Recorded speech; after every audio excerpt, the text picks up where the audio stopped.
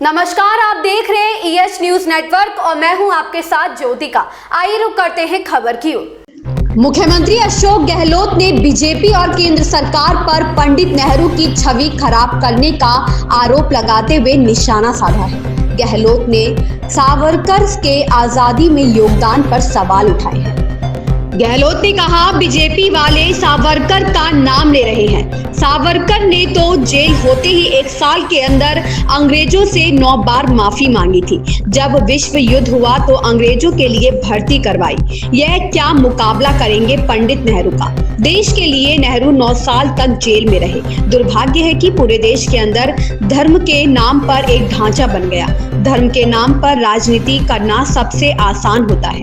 गहलोत रामनिवास बाग में पंडित जवाहरलाल नेहरू की जयंती पर सांकेतिक भारत जोड़ो यात्रा के कार्यक्रम में बोल रहे थे। गहलोत ने कहा, बीजेपी आरएसएस वाले धर्म के नाम पर गुमराह कर रहे हैं। यह फासिस्ट ताकतें लोगों को गुमराह कर रही है। सोची समझी साजिश के तहत देशवासियों को गुमराह किया जा रहा है। पंडित नेहरू के सरदार पटेल और सुभाष चंद्र बोस के साथ बहुत अच्छे संबंध थे, लेकिन इन्होंने नेहरू की छवि खराब करने के लिए अफवाहें फैलाई। आजादी की 75वीं वर्षगांठ के समारोह से नेहरू का नाम ही गायब कर दिया। नेहरू के योगदान और उनके नाम को मिटाने का षड्यंत्र किया जा रहा है। गहलोत ने कहा, बीजेपी से पहले जनसंघ हुआ करता था। राजस्थान में भैरव सिंह शेखावत जनसंघ के नेता हुआ करते थे। जनसंघ के 8 मेंबर जीतकर आते थे। उस वक्त जनसंघ में कोई दम नहीं था। पंडित नेहरू ने जब भाखड़ा बांध बनवाया तो जनसंघ वालों ने भारी अफवाहें फैलाई। जनसंघ वालों ने उस वक्त कहा कि पंडित नेहरू का दिमाग खराब हो गया। यह पानी में से बिजली निकाल लेगा, पानी में से बिजली बनाकर उसकी ताकत निकाल लेगा और उसके बाद उसे सिंचाई के लिए देगा। ताकत निकाले हुए पानी से सिंचाई होगी तो वह अनाज किस काम का है।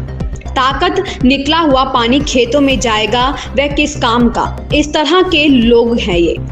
गहलोत ने कहा, कुछ साल पहले मैंने भाखड़ा बांध पर जनसंघ वालों की फैलाई गई अफवाहों का जिक्र किया तो बीजेपी वालों ने उसे आगे पीछे से काटकर मेरी कही गई बातें बताकर वायरल कर दिया।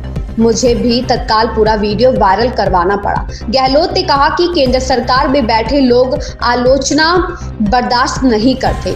आलोचना करने वालों को यह देशद्रोही करार दे देते हैं। कोई मेरी आलोचना करता है तो मुझे खुशी होती है। आलोचना तथ्यों पर होनी चाहिए। मेरे कल भी जोधपुर में प्रोग्राम थे। हमने सब जगह बीजेपी के जनप्रतिनिधियों के भी नाम लिखवाए थे। बीजेपी केंद्र की सत्ता में बैठे लोग विपक्ष से नफरत करते हैं। उनके जेहन में जहर भरा हुआ है। इनके संस्कार ही ऐसे हैं। गहलोत ने कहा, बीजेपी के यह लोग चाल चरित्र और चेहरे की बात करते थे। आज इनकी चाल बिगड़ चुकी है, चरित्र बिगड़ चुका है और असली चेहरा सामने आ चुका है। इतना भयंकर करप्शन कर रहे हैं या देश को लूट रहे हैं। सुप्रीम कोर्ट सुनवाई नहीं कर रहा है। पेगासस से जासूसी करवाई जा रही है। जासूसी से बड़ा कोई क्राइम नहीं हो सकता। पेगासस की अब 3 साल बाद सुप्रीम कोर्ट ने सुनवाई शुरू की है। प्रथम प्रधानमंत्री थे।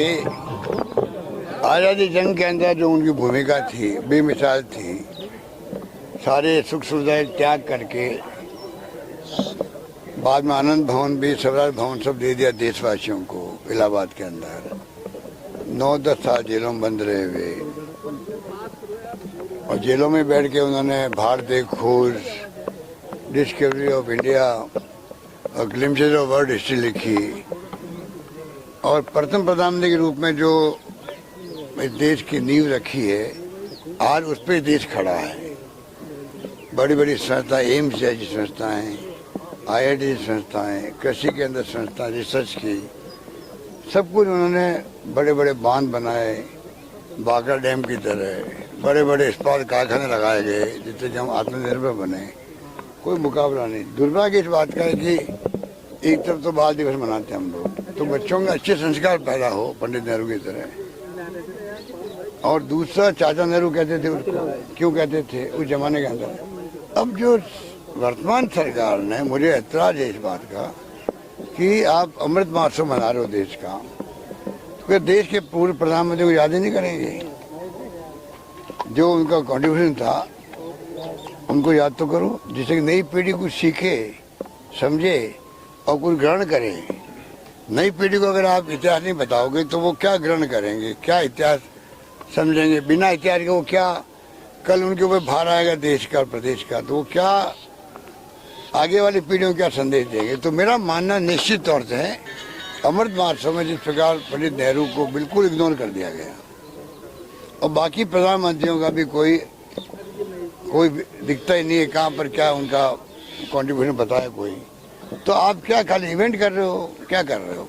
एक मौका था देश के अंदर पूरे 135 करोड़ जनता को अपने देश पे गर्व करे कि हमारे देश की आज़ादी जंग के लड़ने के लिए कितने लोग ज्ञात तो ही हैं, अज्ञात कितने लोग थे मारे गए, वो अज्ञात लोग जिनको हम जानते ही नहीं हैं, कितनी बड़ी फ्रीडम मूवमेंट लड़ी गई, क्या उनको याद करने का एक अवसर था जो खो दिया इस बीजेपी और एनडीए गवर्नमेंट ने।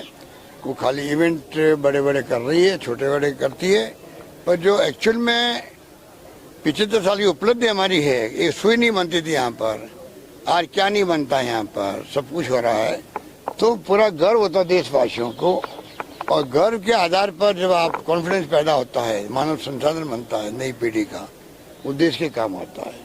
तो मेरा मानना है कि आज का दिन तो हम सबके लिए यही है कि हम पंडित नेहरू का जो विजन था, जो सोच थी, लोकतंत्र, समाजवाद, धर्मनिरपेक्षता उनमें कूट कूट के भरी हुई थी, उस पर नई पीढ़ी को हम लोग संदेश दें, आत्मसात करें और देश के लिए अपने आप को समर्पित करें, प्रतिबद्ध करें और देश सेवा के लिए बड़ी से बड़ी कुर्बानी देने के लिए हम तैयार रहें। ये हमारी सोच होनी चाहिए। सर, आपने कहा इतिहास को जिस तरीके से अभी तोड़फोड़ की जा रही है, आने वाले दिनों में खुद मोदी जी ये चीज देखेंगे अगर ये तो होता ही है। अगर आप इतिहास को तोड़ोगे मरोड़ोगे तो आप कैसे इतिहास बनाओगे? खुद आप आने वाली पीढ़ी कैसे आपको याद रखेगी? वो भी फिर आपसे सीखेगी। आज जो आप सिखा रहे हो उनको, कल वो सीखेगी। तो ये उचित नहीं है देश के लिए, उचित नहीं, देश के लिए उचित नहीं है। कोई व्यक्ति विशेष के लिए अस्थायी रूप से उचित हो सकता है, पर देश के लिए उचित नहीं है। सर, भारत जोड़ो यात्रा अहमदाबाद उदयपुर रेलवे ट्रैक पे जिस प्रकार की घटना हुई, आपने वो जांच कर रहे हैं, एनआईए वालों को बुला लिया हम लोगों ने, वो भी देख रहे हैं किस एंगल से क्या घटना हुई, क्यों हुई, पीछे क्या कारण था। एफएसएल वाले भी चले गए। ऐसी ही खबर से जुड़े रहने के लिए देखते रहिए EH न्यूज नेटवर्क।